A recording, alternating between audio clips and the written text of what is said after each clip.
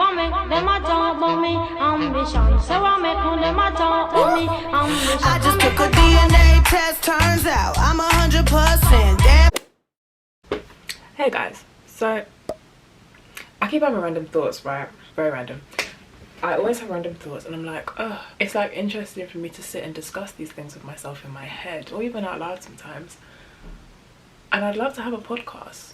I feel like I would enjoy having a podcast, but I don't know what I would speak about on the podcast. And like, how do you find people to have a podcast with, whatever? Like, how would I do a podcast? What would I be podcasting about, right? Besides the point, I'm not explaining myself well. I don't think I'd want to do the type of podcast where it's like, you know, talking about guys or talking about the typical topics like, I don't know, red flags and that type of thing. I wouldn't mind covering that stuff, but I don't know if I'd need to add to that space, you know what I mean? Never say never, because you might catch me doing it.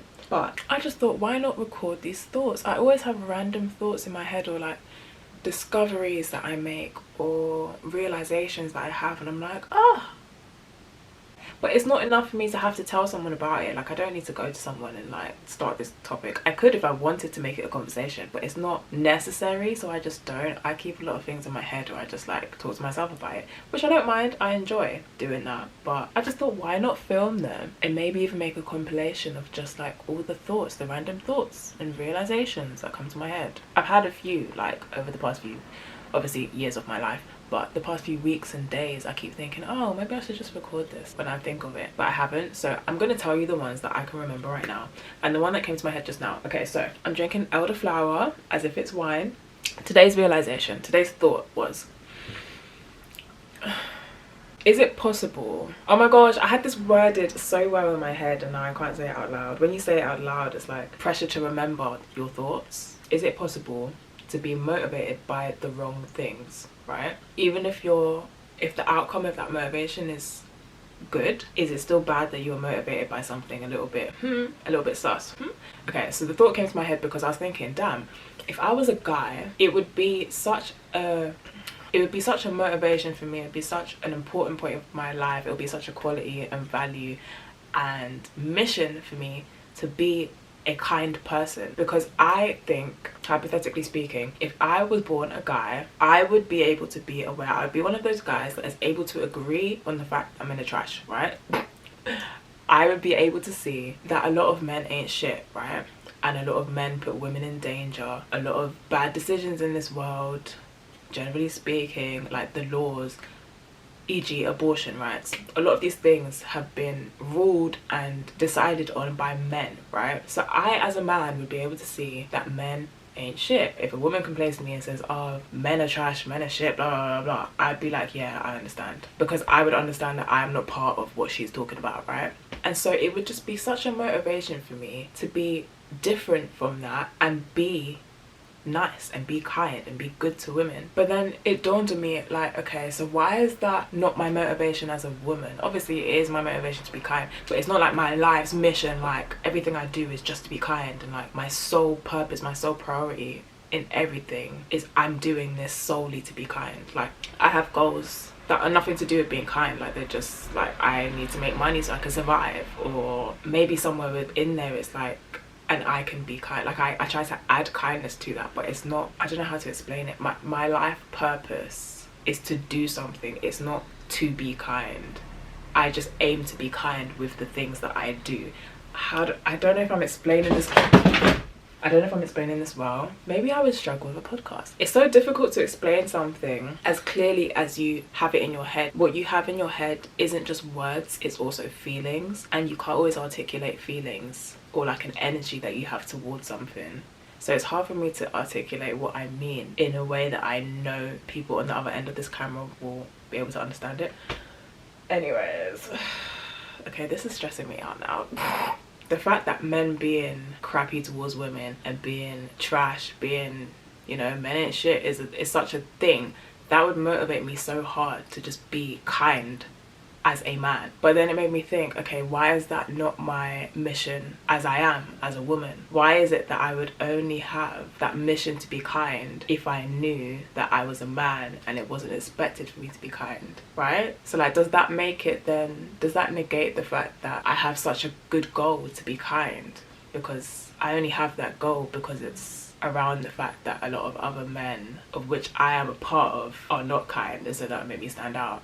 Does that make sense? Does that make sense? Okay, I'll give you another example, right? I always said to people, okay, I didn't always say to people, but I've said to people in the past, I said to my sister the other day actually, I was saying to her, it's kind of weird, it's kind of fucked up, but I feel like if I, for some reason, had a really bad accident, God forbid, if I had a really bad accident and like ended up with a disability, right? I feel like that would have motivated me so hard to get into sports. I was really into sports as a kid, right? But I wasn't into it enough to carry on after school, right? After it was part of my curriculum, after it was something I was winning medals with, like, once I left school, I was just like, oh, okay, like, so I didn't keep it up. But I feel like if I, for some reason, had, like, I don't know, my leg was amputated, I feel like it would have been such a mission for me to prove to myself that I could do sports and I could continue running track and I could do those things with a disability, and I feel like I would have succeeded. But then is that weird, like, again, why is that motivated by a potential disability? That's kind of fucked, right? I don't know.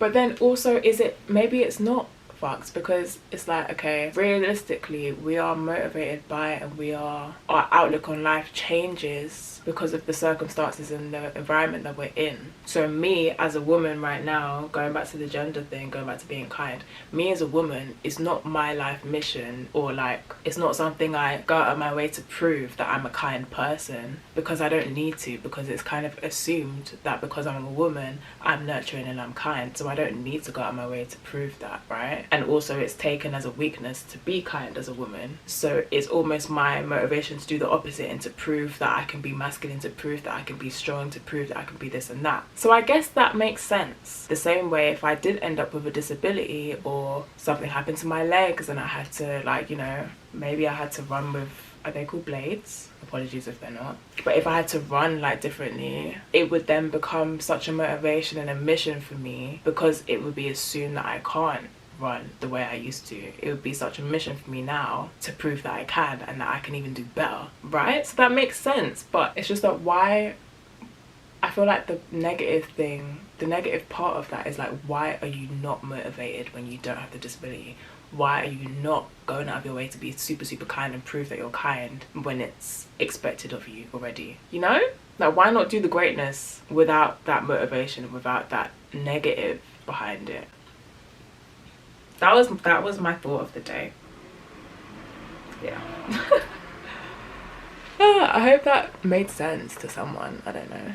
Another realization I made the other day, I had a situation where I had to distance from someone in my life, right? Someone that I really care about, but just because of circumstances we had to distance, right? Not going into detail.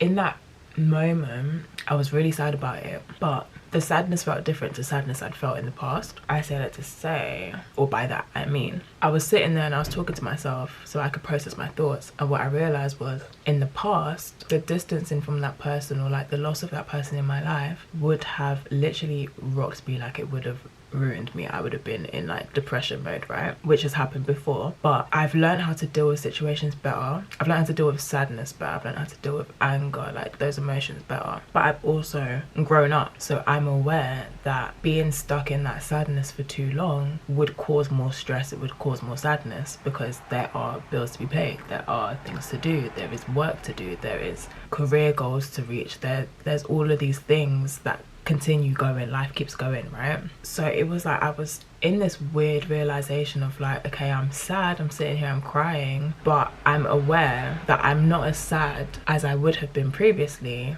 when I was younger, which is a good thing, right? Because that means I've learned to deal with things better. I'm able to see logically that this thing is not going to kill me. This is just a sad moment and I'm fine. But also, it was like, there was this dissonance and this discomfort of the fact that I was fine, because it meant, okay, because I recognize that this is not going to kill me and that I'm fine and that I will be okay and I can move on from this. That realization, that knowing that, means that I have to be fine, that I have to keep going, that I have to get on with things. So it was like this weird discomfort and this weird split between, okay, something sad has happened and I'm okay. I'm sad about it, but I'm okay and I will get through it. And I am strong enough now, and I've learned to be strong enough now to keep going with my life. I can still sit down and get my work done. I can still message people I need to message and get things done. I can still go and make myself a meal. Those type of things, right? But then that was conflicted with almost like that young me that still wanted to just break down. It's like that side of me was like sad that I was okay, because it meant I couldn't sit in the sadness. I couldn't sit and let that linger. I had to get up and I had to go and do this and I had to go and do that, and it was like I was sad that I was okay. Does that make sense? Such a weird feeling, because if I wasn't okay, that would have given me an excuse, and it would have given me the time, wasted time probably, but it would have given me the time to just be sad and to just experience the sadness and the grief, quote unquote, because I don't want to use that word if it's not, you know, the person didn't die, but they're no longer in my life at this point in time, right? So it's like I was sad that I couldn't just sit in that and experience that and let myself feel it. I was sad that I was okay and that I was able to still get up and do stuff, and like I was actually fine. Like, wow, like how weird to be sad that you're okay. Or like to just be uncomfortable with the fact that you're okay, because that means you have to still, there's no excuse. You have to get up and go and work. You have to get up and go out. You have to get up and go to the gym. You have to still communicate with people and socialize without them having to ask what's wrong. Like, or even if they do, it's like, okay, but you're still here. Like, you have to now explain what's wrong. Like, rather than in the past where I would have just been absolutely either emotionless or full of emotion and very sad, and it would have been very clear that something was wrong, and I would have just not got any work done. I would have done nothing. All my priorities in life would have been shut down. People would not want to speak to me because I'd be so shut off, or the conversation would revolve around what I was sad about. What a weird position to be in, where you're like, I feel like that showed me that I'm in a middle point where I'm not at this first stage where I'm so sad that I can't do anything and I'm just going to sit in the sadness, but I'm also not at the end stage where I'm able to just shake off, like, okay, this isn't going to ruin me, this is not that deep, get on with life, blah blah blah blah, like I'm fine. I'm in that middle stage where it's like I'm still really sad about it, and I'm still feeling that sadness, and I'm still, part of me still wants to just let go of everything and just not give up, but just sit in that sadness. But there's also half of me that knows logically that I need to get to that stage where I will be fine. And it's also interesting to make such a realization while you're in such an emotional state, because it's almost like your head is battling itself, like you're battling between logic and complete emotion, but you can't deny the emotion when it's that strong, that it's physical, like you're crying or you're sad, or, you know, how weird to be experiencing like two elements of yourself. But anyways, today's like realization or thought, literally 2 seconds ago I had it, so I might not be able to articulate properly, but I keep finding myself in situations where I make achievements really big or really small, and like there's like the like parade or like excitement that I expected to have about those achievements doesn't happen. Like I just do it and move on with my life. It's not like, oh my gosh, I can't believe I did this, wow. Like I don't do all that.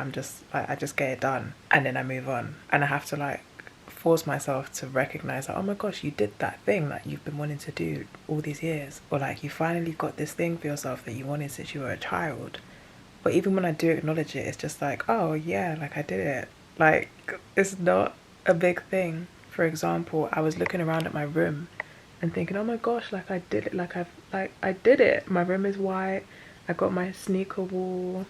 I'm the type of girl now that has a mood board. Like I remember there was a point in time where I used to see YouTubers online like make mood boards, and I was just like, yeah, like it makes sense and it's really cool, but I just don't see myself doing, like why would I? It's like I didn't want to set myself up putting all these achievements on a board and then possibly not doing them. But now I'm the type of person that does them, and I like routinely will take things off the mood board and make a new one because I've achieved everything on it. Yeah, so I was looking around my room and I was just thinking like, wow, like you really have done all of this stuff, and even things that aren't in this room. But I'm realizing that I feel like I don't get super excited about it once I've achieved it, because the version of myself that can see this thing in front of me that I've achieved of course I know I've achieved it because I did it. Like this version of me in this current point of my life, this point in the timeline of my life, this version of me has put the work in to do it. So of course it's like normal that the thing is in front of me because I worked so hard for it. Like I know it's gonna be there because I did it. Does that make sense? But the previous me, or like the young me that was looking forward to the future and thinking, oh my gosh, like I really want this thing, that version of me was really excited about it because I hadn't had it yet, and I didn't know how I was gonna get it. I didn't know what it was gonna feel like. I just really wanted it. Or even I did know what it would feel like, but I couldn't experience that feeling yet because I hadn't done it.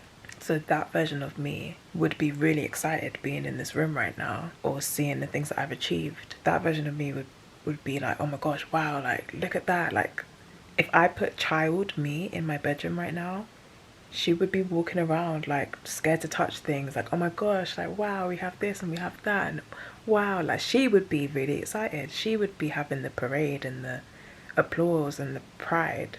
But this version of me, the excitement isn't the same because it's like it's not a dream, it's not something that I'm looking forward to. So there's no like anticipation and like wanting and urging for it because it's there. Does that make sense? Oh, my thought disappeared. Fuck. Okay, I remembered. Before you achieve something, you're really excited about it because part of you doesn't know, because you of the past didn't know for sure if you were going to achieve that thing, or if you were going to get to go to that place, or if you were going to have that thing. You just knew that you wanted it, and maybe you believed that you would do it. Like I always believed, I'm going to have this room, I'm going to learn how to do this thing, I'm going to do this, I'm going to do that, right? I believed it, but I didn't know for sure because I'm not God, I'm not the universe itself, I'm not whatever you believe is all knowing and knows for sure that I would have got that thing, right? I believed I would do it because I believe in myself, but I couldn't see into the future, so I didn't know for sure that I was going to get that thing or do that thing. So part of the excitement of it and like the anticipation and the wanting of it is that you don't have it yet and you don't know if you're going to get it, but you're just so excited to get it. Does that make sense? So like the present you, or like the future you that has already done the thing or has the thing or has achieved the thing, that element of the excitement or the wanting of the thing is gone because you know as the person who has achieved the thing, you know that you're going to achieve it because you already have. Does that make sense? So like that excitement kind of just like dissipates, because is that even the right word? Dissipates? Decreases? I don't know. But like the mystery is gone. I wonder if that then takes out the excitement of something you want. Because now I'm thinking, okay, hypothetically, people that really want a relationship or like really want marriage or want a partner, right? Hypothetically, let's say I really want a relationship in the future. I want to be with a partner, right? Me in present time is like excited about that for my future, like excited about having a partner and having a family, having kids, right? There's an element of me that's really excited about that because yeah, I believe I'll do it, or like I want to do it, but I don't know how that's going to happen. I don't know what my kid's going to look like. I don't know who my partner will be. There's still that like excitement about finding my partner and like what's that going to be like, right? So does that mean, by the logic that I used, right, about knowing if it's going to happen or not and how it's going to happen, if current me who does not have a partner knew exactly who my future partner would be, like if God or the universe, whatever, whoever could tell me that man over there is going to be your future partner, husband, whatever, would that take away some of the excitement? Because I now know that that's going to happen, or I know that that's the person it's going to be. Like part of the excitement and like the wanting of finding out if and who it will be is gone. But I don't have it yet. I just know who it will be, and I know that it will be. But I feel like that would take out some of the excitement, knowing that that man over there called Jerome I was trying to think of a black name. That man over there called Jerome, right, is going to be my partner or my husband, whatever, in 10 years. Even though I don't have it yet, and the whole point was that I'm excited about having him. The fact that I know that that's going to be my partner and that I have to wait the 10 years, or that I know the date it's going to happen on, that to me would take out I wouldn't even be excited about it anymore. I'd just be like, oh, okay. I would almost feel like I already have it, because the mystery is gone. The excitement of how it's going to happen and if it's going to happen is gone. So it's almost like I am now my future self who has achieved it, because I have the knowledge of someone who has achieved it. Does that make sense? Oh my gosh, like my brain is just wild. I'm going to find it really interesting if I post these thoughts. I'm going to find it really interesting to see who else is interested by thoughts like this. Because on one side, the things that I'm saying and thinking and realizing, whatever, these thoughts are interesting because they're just like not something you would think of in daily life. Like, it's not part of your daily routine to have to think about these things. So it's interesting, or it's like complex for someone who doesn't usually think about things like this, right? But then on the other hand, because it's not part of the daily routine, this is another realization, because it's not part of the daily routine, it has no relevance to what you need to do in your day-to-day life in this society. It also might just feel really pointless and stupid and dumb for certain people to watch this and be like, or they might just be thinking that's not even a complex thought. Like, why did you film that? Like,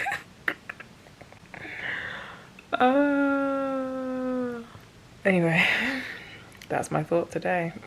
So I had a realization the other day, but I didn't record it, but I thought I'd record it today. I was looking around in my house and I saw something, a piece of furniture that my dad made, and it made me realize that people will talk down on or think bad of someone who's on their creative journey or trying to figure themselves out, trying to figure out their career. People will talk down on that person until they have their breakthrough moment. But a lot of the time, that breakthrough moment is not even in their control. I'm saying this loosely, obviously everyone's situation is different, but especially in the creative world, say for me, I practice photography. That might seem like a stupid idea for a lot of people. If I continue to do that for years and years and years and don't make money from it, it will just look like, oh, this in fact, a lot, I don't know why, but the example seems more hard-hitting if I use a man instead of myself. Say, for example, a man wants to be a rapper. That's the easiest example. A man wants to be a rapper and he continues to be consistent and work hard and try to get into music for years and years and years. And it's just not working out. He's just not breaking through. He's not made money from it, or not enough money to live off of it. People will look down on that person like, oh, he's a wannabe rapper, la la la la, until he has that one song that breaks through and now he's famous and he's made it and he's a rapper and he's got all this money and la la la, and he's providing for his kids with that money and la la, he's providing for his woman with that money, la la la. Like, it's so interesting how there's almost no respect for someone who's working really hard and grinding for something that they are passionate about until success happens, and then all of a sudden they're like the GOAT. They're like, for lack of better words, they're a role model now. But a lot of the time that's not even the thing that made them successful, isn't even in their control. Someone really talented can be putting out music, working hard, writing songs, putting themselves out there, but if they don't come across the right person, if the right person doesn't see their song, if the right person doesn't approach them and sign them, or, you know, then they're not gonna make big money from their music. But they might be really talented. There are people who are extremely talented and are not making money from their talents. They're just not getting the recognition. But there are people that are absolute shockingly shy, in my opinion, in the masses' opinion, but they are making absolute coin from what they're doing. I came to this realization because there's a piece of furniture in my house that I was looking at that my dad built. He made it and I always look at it and think, ugh, it doesn't even work properly. Why did he bother? Like, not why did he bother, but like it's just like something else annoying that I look at and I'm like, oh, he made that. But I looked at it the other day. I've been trying to practice grace, having grace. Not necessarily forgiveness, that's different in my head, but grace. And so I looked at it the other day and it was a different thought that came into my head. The thought was like, wow, he put time aside to make this. I could see the nails, the holes where he'd nailed into the side of the piece of furniture, the wood, to build it. And you can see there's one hole that must not have worked out, or it wasn't in the right place, and so he's covered it over, he's painted over it. So it made me realise that, wow, you really sat there and had to put this thing together, took time out to put this thing together, and you did that through your own creative talent, because not everyone can just find pieces of spare furniture, pieces of spare material and make a piece of furniture out of it. So it made me realise that, wow, he really put his time aside to do that, using his talents, his craft to do that. And so that made me realise that, wow, I've never appreciated that before. I've always just looked at it like, oh, he didn't do what I expected of him as a dad. So I always looked down at that thing that he did do. But actually, if in my eyes and if in the masses' eyes he had this breakthrough moment and was this crazily successful man in society's views, then that piece of furniture would just be something else cool that he did, you know? I'm sure if you can use who's like a famous cool dad.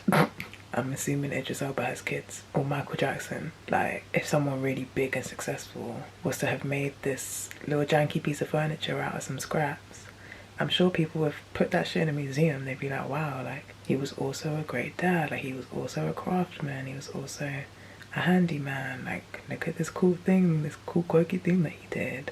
It's interesting how your opinions of people change sometimes based on things that aren't even in their control. And that relates to the grace that I'm trying to practice and work on, because I myself am a creative person. So I've spent a lot of my life working on these creative ventures. I've modelled, I used to draw when I was in school. I do photography now, like I roller skate. I've never really been passionate about something conventional and academic. So that might well be me in the future. What if I have kids and I'm still trying to do this creative stuff? Granted, I've always had a job.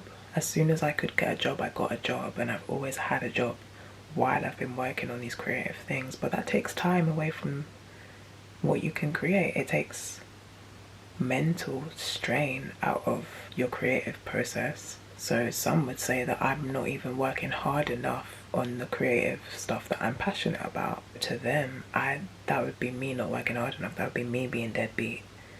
So until I have that breakthrough, it just made me realise maybe to go easier on people, and that it's not always as it seems or as I've been taught, in terms of people who haven't made it, haven't worked hard enough, which I knew already, but I hadn't mentally practiced that with the people in my life. I never look at someone, even someone homeless, someone who's literally at the lows of low, I never look at them and think, oh, they haven't tried hard enough, that they didn't make it, they're not successful. I absolutely would never think that, because one, that's fucking stupid, and two, I myself am someone who has experienced some type of struggle, and that's not because we don't work fucking hard enough, you know? It's because there are things out of our control that have set us behind, and we're having to deal with that while still trying to do what we're trying to do. And just because some circumstances don't always work out how you expect, maybe my success, maybe their success,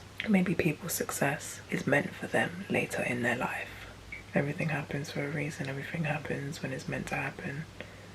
Or so I think at the moment. So yeah, I'm practicing grace on that, in terms of just being easier on people and recognizing that, or questioning, allowing myself to question, are they a shitty person, or are their circumstances just a bit shitty and their circumstances have affected you are they a shitty person for this thing that you think they're shitty for? Or are they a shitty person for something else and you're deflecting that onto everything that they do instead of practicing grace and being able to see that actually this thing they did was alright?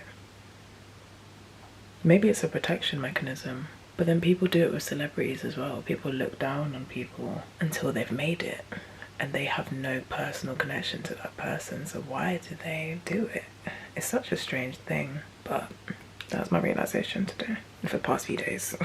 So when King Charles now has taken over, we're just watching him now Oh, as he, right. with the Queen Consort, as he got off that plane. Yes. Difficult time as a son. I was just thinking, I find it so weird, or there's something weird to me about the fact that as a nation, I say nation because I feel like I'm part of this, well, nation am I part of, as this nation or this country, whatever, right now the Queen passed away a couple of days ago and it's all over TV. That's what's on this morning today. We're literally just having an entire day of talking about the Queen. But I find it so strange that as a nation or a country, we are like constantly fighting for, is that a booger? No, I don't think so, it's just a bit of skin. We're constantly fighting for equality, but at the same time in want and in mourning for a leader, a queen, a monarchy. Isn't that in itself like a contradiction? How do you protest so hard for absolute equality among an entire people, but at the same time you're in such want and need for royalty? Royalty, who of which are just normal people that you've put on a pedestal. I just find that mad. I don't think I have the words to explain it properly, fully, but I feel like people who feel the same and aren't really that fussed about the royal family, I feel like you'll get what I mean. I also find it really interesting how a lot of African and Caribbean people are in love with the Queen. Like, and the English, the British royal family in general, like, why are you so obsessed with it? Why do you like them so much? I've just never felt that way. Even as a child, like, they teach you in school and in the news about how important these people are, and I just never thought they were important. I'm just like, who are these people? Like, why? And I think maybe the fact that they are a group of white people, a family of white people, it doesn't relate to me.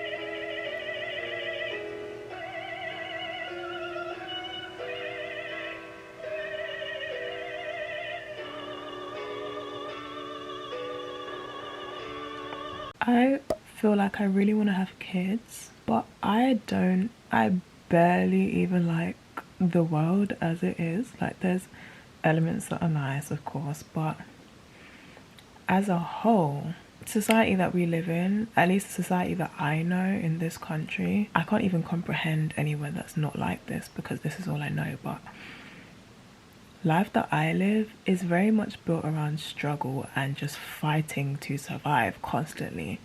Even when you're doing things that you enjoy, you're having to like make that something that you can use to add to your journey of fighting for a better life. Like, everything is just trying so hard all the time. Like, there's just barely any relaxing. Like, it's not easy, this life, right? Add on top of that, obviously I'm black, so I'm gonna end up having a black child. So I keep toying with the idea of like, okay, I really want to have children. I would love to have a child, but is it even fair to bring a child into this world when I myself barely even enjoy it? Like,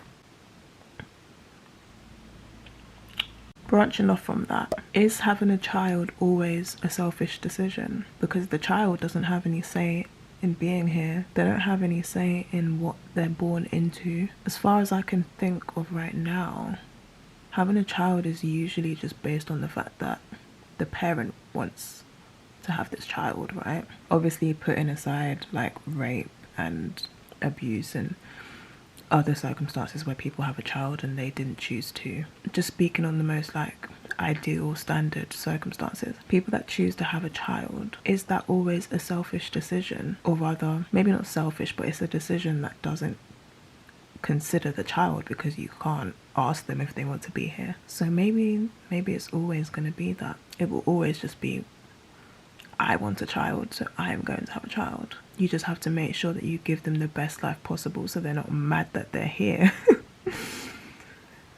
I would hate that. I'd hate to have a child that's like not enjoying their life. Like they feel like they've just been put here. They've just been thrown into circumstances that they don't want to be in. But the only way to really not have that is for them to live a happy life, for them to be comfortable. Right now, the way I imagine that is financial stability and just love, I guess. But you can't control if you have a happy family. You might have a child, everything's fine, you're with the dad, whatever, and then things just go south and he fucks up, who knows? And now this child doesn't have a happy family. But you can predict that. Financial stability, I guess you can kind of predict that. You can kind of make sure that they have that by just not having a child until you're secure. But then even that, a cost of living crisis, I'm sure a lot of people were secure before this year, and now even the people that thought they were set up for life are fucking struggling because bills have doubled and tripled, and it's just mad. How do you know? Just morally. I'd love to know people that like enjoy like critical thinking.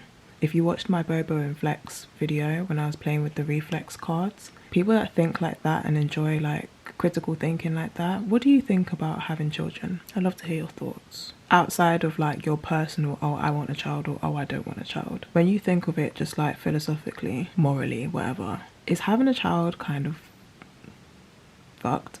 Like kind of weird, kind of, because the child just has no say until they're here, and then it's like, well, too late. It's an interesting topic, I guess, because it's something so normalized. Everyone has kids, everyone's expected to want kids. It's like, it's the strange thing when you say you don't want kids. It's like, oh, I wonder why. Like, so the fact that it's so normalized is interesting, or it's, the fact that it's so expected of people to do is interesting, because we all complain about this world. We all complain about how unfair it is. As a black woman living in London, there's plenty I complain about. So to bring a child into the world to experience the same thing I'm experiencing, when I'm not happy with it myself. Of course, I find the joys in it and I do what I can to live as happily as possible, but you can't guarantee that your child is going to want to be here once they're here, or like enjoy the life that you've given. And things change. Things right now are getting worse. In my eyes, people are constantly being killed. Bills and stuff are going up. The cost of living is absolutely ridiculous. Wages are absolutely ridiculous. And all we do is clap for people that save our lives. Current realization. I used to be late, like all the time, constantly. Sometimes I still am. It's still something that I'm like actively working on. I just like completely, I don't know if I like, people will be talking about it on TikTok, and whatever they're saying is what I deal with, where you kind of like lose concept of time. It seems like you have a lot of time, and then all of a sudden it's 5 minutes until you're meant to leave, and it's like, what the fuck? You wake up really early, or you start getting ready hours in advance and you still end up late, like things like that. That's how I am, right? But I'm stressed about the fact that I'm late. I'm not just out here relaxed and taking the piss. Like, I'm trying my hardest to be on time, and then I end up for some reason being late, and then when I'm late I'm like anxiously uncomfortable and feeling so bad and feeling so just, everything's just hectic, right? So I have really been trying to like be early. Whatever time you're meant to be ready for, ignore it. That doesn't exist. Make a new time hours in advance, and that's the time you're gonna tell yourself is real, right? So I'm meant to be out the house by 7. I will completely like try to erase that from my brain, and I will write down anywhere that I can that I need to leave at 6, and so I will like believe that that's the real time to leave. Obviously I know that I did that, so sometimes I'll like remember like, oh actually I made an earlier time, but I try not to like go by the actual time. I try to go by like an earlier time, basically like trick myself into being early. And if I'm on time, that means I'm late. I need to be early. Early is on time, because anything can happen. Anything does happen. You'll think you're going to be on time because you're getting the Uber instead of getting the train, but the Ubers will for some reason not be accepting you that day. Something will get lost that you use every day. For some reason it's now not existing. Literally anything can happen. You might be ready to leave the house and your period starts early. Now you gotta go clean yourself up. Like, literally anything can happen. Your shoe might break on the way out the door. So I try to be early, but I'm going through this period of like, okay, I've just stopped like being late all the time, and I'm now like early / on time most of the time, I think, nowadays. But I keep finding myself in a situation where because I'm like really trying to be early, I keep getting ready really early and then having to sit there for hours, and it like makes me uncomfortable, because I'm just sitting here. And I have this thing where I say I have this thing because I don't want to like say it's like some condition. It's just something I do. But if I have told myself that I'm doing something or I'm going out on a certain day, my brain cannot think of anything else. Like, I can't. That day is surrounded by whatever I was meant to do that day. So today I'm going to a friend's gig, a music gig. I feel like I can't physically get up and do anything else that is not in line with me going to this gig. So I've got ready straight after work. I'm ready. I'm literally just waiting to leave the house, but it's too early. I'm waiting for my friend to be ready, but I feel like I can't do anything else, even though I've still got like an hour. I've already been sitting here for an hour, literally just doing nothing, watching vlogs, because I feel like I can't do anything else, because I know that in the past doing something else has led to me getting lost in that and being late. So I feel like I have to just sit here, but this is not enjoyable. Like, I feel like I'm wasting time now, because I've been sitting here for an hour already, maybe more, like an hour and a half. I still have an hour to go at least to just sit here. It's like I keep finding myself in these like transitional periods in life where I'm like, okay, how do I navigate this? Which is not a big deal, but it's just like, it's something that I'm having to sit here and deal with and think about. Like, I've gone from like being late all the time and like frantically having something to do every second because I already don't have enough time to do what I need to do, to now being ready constantly hours before I'm meant to leave the house and just having to sit here because I can't bring myself to do anything else. I can't even think of something else I could do right now. Everything else is kind of like, oh no, but don't get started on that because that will like take over your day. Like, I could be editing a vlog right now, but I told myself, no, don't edit the vlog because it's going to take a while for it to load up on your laptop and you're not actually going to get much done. I just don't know what to do with myself. I'm just here. And it makes me feel like I'm being impatient on other people, but actually they're not late. Like, and even if they were late, I wouldn't be mad at them because I know I used to be late all the time, and sometimes I'm still late. Sometimes I am still late, so I have to have grace for people. But yeah, like, I have nothing to be feeling uncomfortable about. I'm on time. Like, this is a great feeling. I should be proud of myself, but I'm just sitting here like, what now?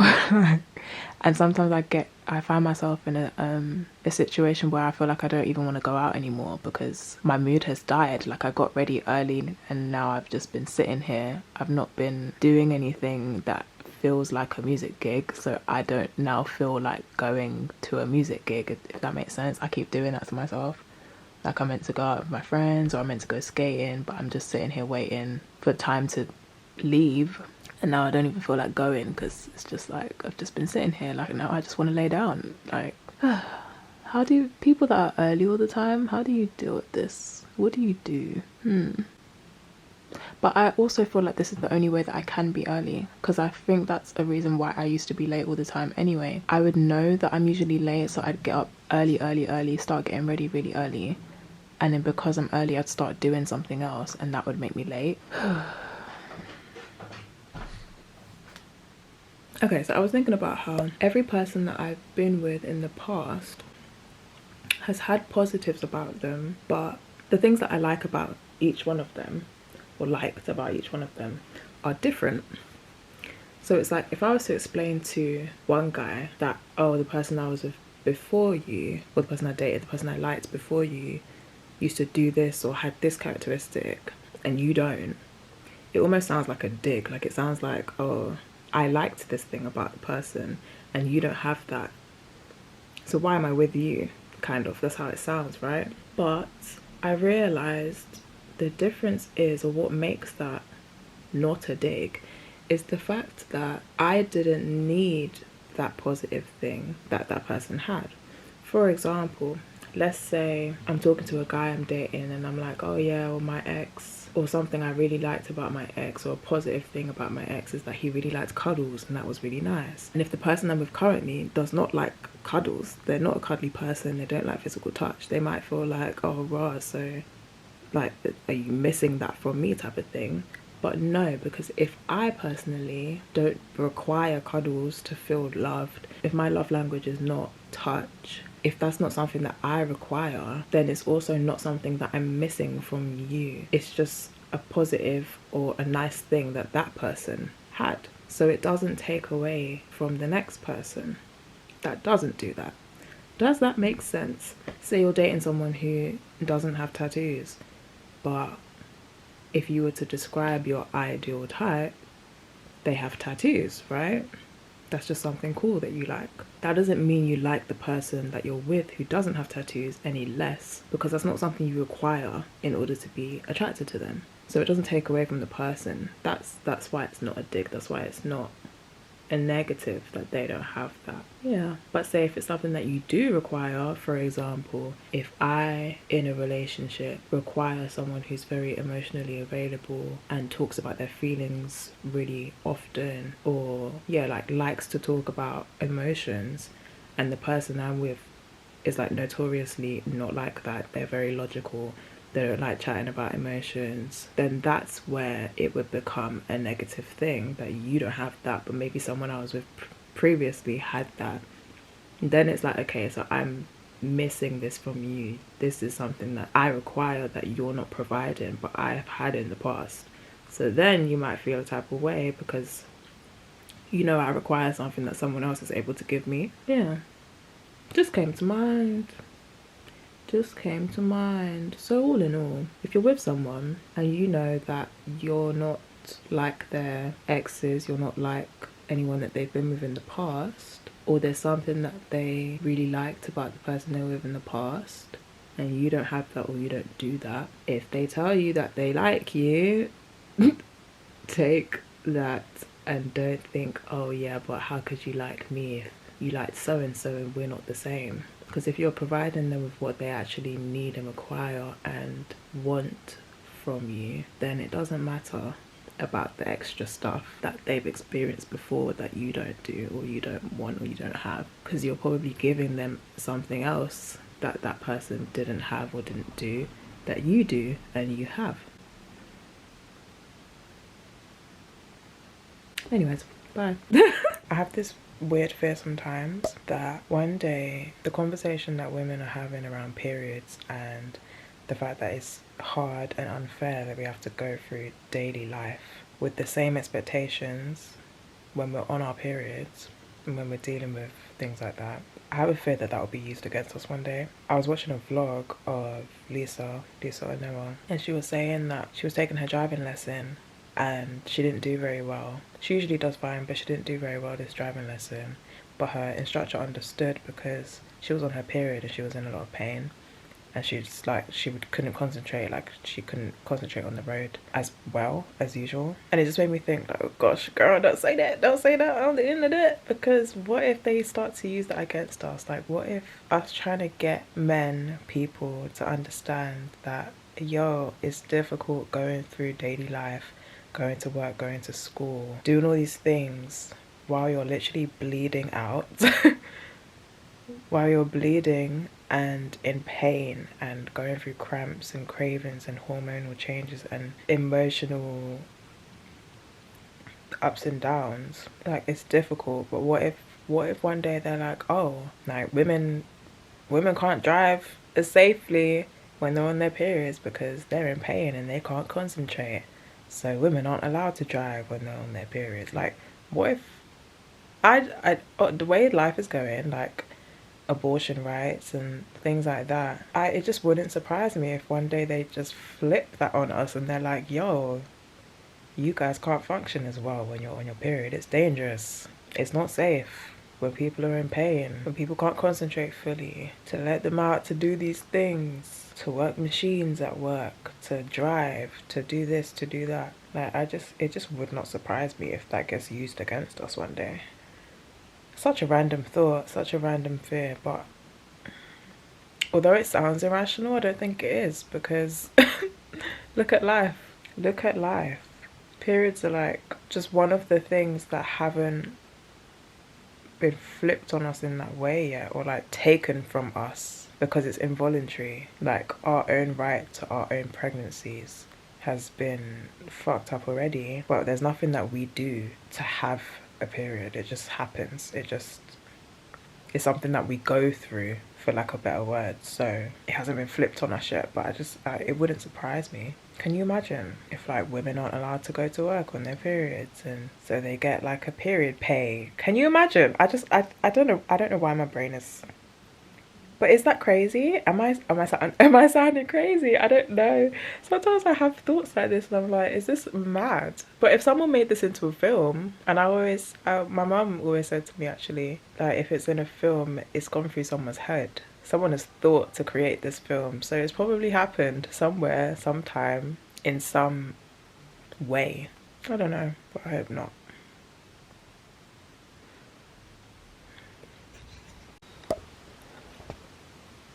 So, it's really late. It's like 1:30 in the morning, but I haven't been sleeping. I'm just feeling really emotional. My period's due in a few days, so I think that's why. But yeah, a thought that pops into my head sometimes. This isn't why I'm upset, by the way. It's literally just hormonal, but when I feel hormonal and like emotional, then other thoughts will come into my head to like match that feeling. But yeah, this isn't what made me feel upset. When I was younger, I kind of thought, well, if the world is meant to be fair and equal, or if God exists and we're all created in his image and we're all equal, then surely one person can't go through more pain than another person, because that wouldn't be fair. It's the conclusion I came to as a kid. So to kind of make that make sense, I used to think, well, everyone goes through different things. So if everyone goes through different things, that must mean that our pain thresholds, or the amount that we can handle, must be different in order to ensure that the pain we feel is equal. So if someone's gone through a lot of loss, maybe they've lost parents or family members, friends, and they've dealt with a lot of grief, that sounds a lot worse to someone who, hasn't gone through that. Maybe they've just, missed their bus that day. So I used to tell myself, well, maybe the person that's gone through all that grief has, like, God knows that they can handle that. And the person who's like, going through things that aren't that bad, maybe it is that bad to them. And to them, that's a big deal, and to them, that's pain, So the amount of pain and the amount of negativity that they feel is equal. But then,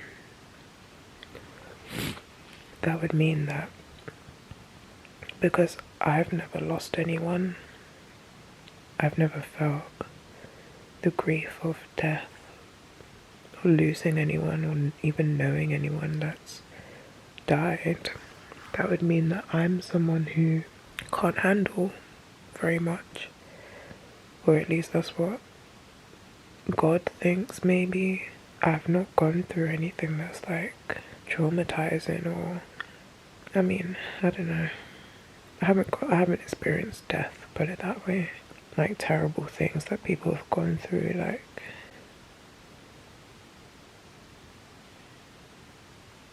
I don't know, I don't want to list what I think is terrible, because, who am I to say what's bad and what's not, but things like losing someone, or abuse, like people have like terrible things happen in their life, and I don't think I've had that. I don't think I've gone through anything like that or had to deal with anything like that, but I've still experienced being depressed. I've still experienced being really sad.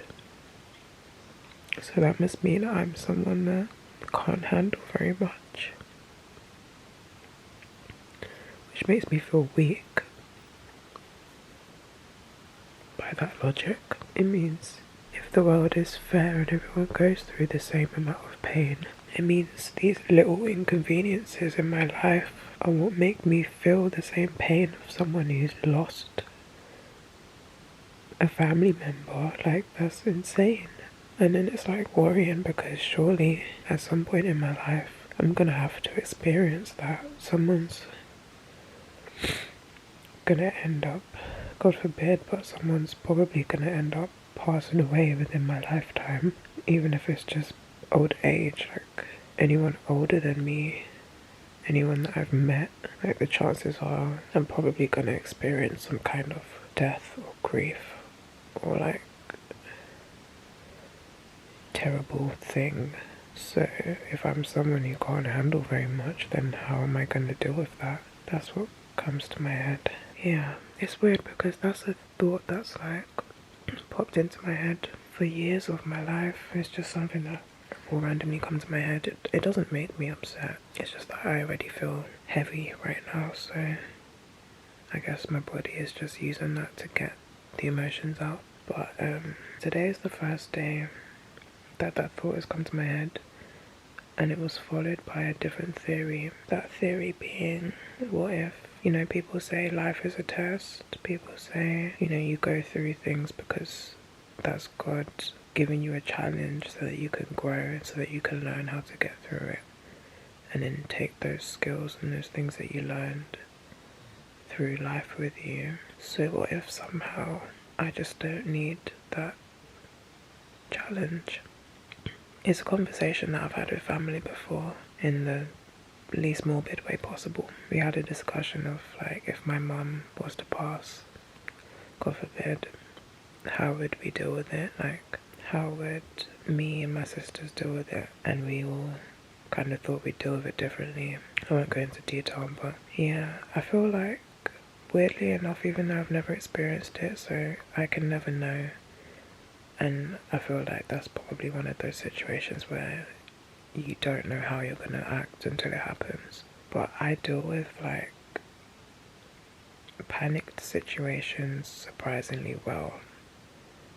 Like, I've been in situations before where, like, we thought my life and other people's lives around me were at risk, and I was completely calm. Like, I just dealt with the situation, or I was cracking jokes and calming people down, and like I just was not in a panic.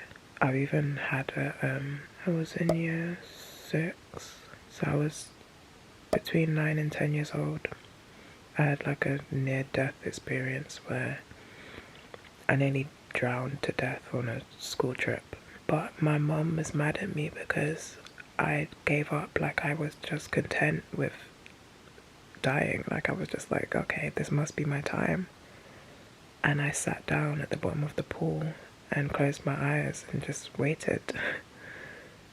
And it wasn't until I looked up and they threw a rope out to me, and that's when I got up and I grabbed the rope and they pulled me back to the side. But even at 9 years old, in a situation where I thought I was going to die, I was very calm. I was just comfortable with the fact that, okay, this must be my time, and I just sat down. I just waited. I wasn't in a panic at all. I wasn't scared. So maybe it's just not an experience that I need to go through at this point in my life. Maybe it's not a challenge I have needed to face yet. Maybe I would be scarily calm if I experienced something like that. I don't know. That's just another theory. Maybe it's not that I'm weak and I can't handle it, but maybe it's that it's not something I haven't needed to go through. It sounds very weird to say in words because I I don't think I'm articulating it in the best way. I'm just using the words that I know and the words that are in my head. But hopefully you get what I mean. Yeah, but that's the first time that kind of balancing theory has come to my head. That's interesting. I was just doing my washing and thinking about how, well, I was talking to myself about like finances, what I need to do, what I need to get covered, what I want to buy next month, what I don't want to buy next month. And I was just saying to myself that it's a shame because I'm doing well, like I'm doing decent. I'm nowhere near like needing to worry about money, like I'm fine. But I'm still worrying because I'm worrying about being at the point where I would have to worry about money. Like I feel like I'm doing fine, I'm over the water, I'm floating. But if I slip up, it's like, oh shit. And it's because as well, like at this age with the responsibilities that I have, I don't, like, you can't slip up at this point. Like when you have bills, I don't even have the bills other people have. People my age might have already moved out, might already have a car to drive. Like we cannot afford to slip up because how are you going to pay for your house? How are you going to pay for your car? When you have a credit card, you can't slip up because how are you you end up in a cycle with a credit card that it's just, you have responsibilities once you get to a certain age where you can't afford to mess up. But it's a shame because it's like, if you're not in the best financial position, or your family aren't, or you know, like you're not upper class, you kind of don't have room to learn about things, because a lot of the time the process to learn something is to fail or to mess up, learn what you did wrong and then do it better. But when you're already lower class, working class, whatever, when you're already on the edge of survival financially, you cannot slip up, because who can save you if all of your family are also on that edge? For example, for me, say if I did something stupid and forgot to pay my credit card or used too much money and I just can't pay it off or whatever, none of my family can then afford to pick that up for me because they have their own things to afford. Like it's mad how financially you just don't have a chance to learn properly because there's no room to slip, there's no room to fail. Life, eh?